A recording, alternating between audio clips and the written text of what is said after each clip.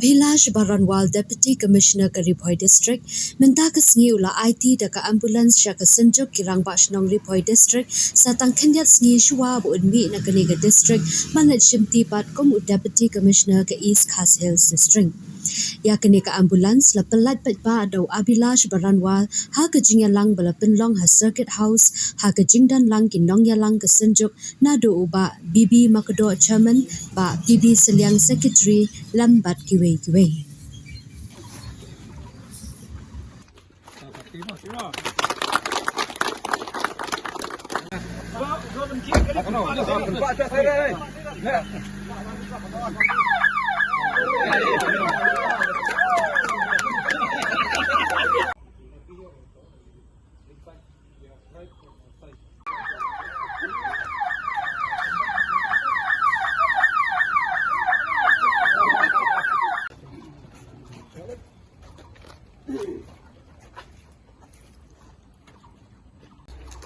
Yang baka jeng ais ngubha jong DC bigi jongi selek no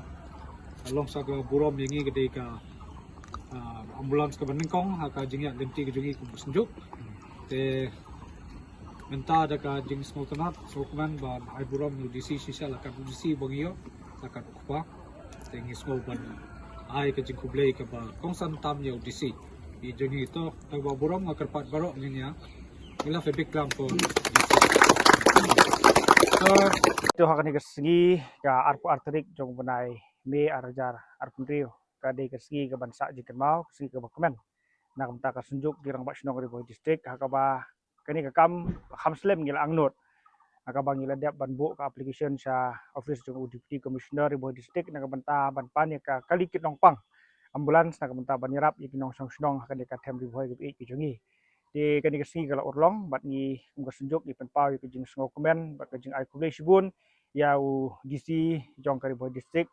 bat kumba gitip pas tangkat tu ni kepor on sasong hani po district jongi bat insalik ban join sepo East Khas Hills disibun ki kam kilale ulale hapo kani ka district ke jongi hamtam ke jing telang bat ki dor Bashnong bat kirang Bashnong hapo ka tem Riphoy ke jongi ti nakalian juga sunjuk kirang Bashnong ni paha ke jing kerku kerdo ya ke jing kesem ubule ke jing suk nerakat bat ka jing kesem jong u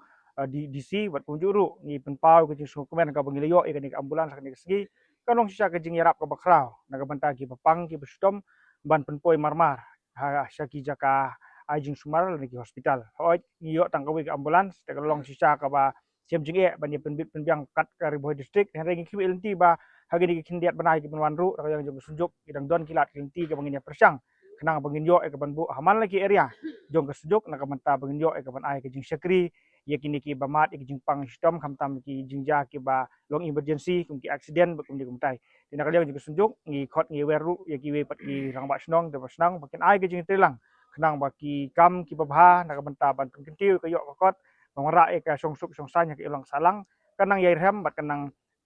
scam nang ni smat lang ba ka sunjuk rang Bashnong Riphoy District. This occasion, I congratulate the Sanjuki Rangbashnong Riphoy on getting this ambulance. It's been a long pending request. Thankfully, we were able to secure funds for the same, and we are finally here on this day when we are handing over the ambulance. And from what I have seen, the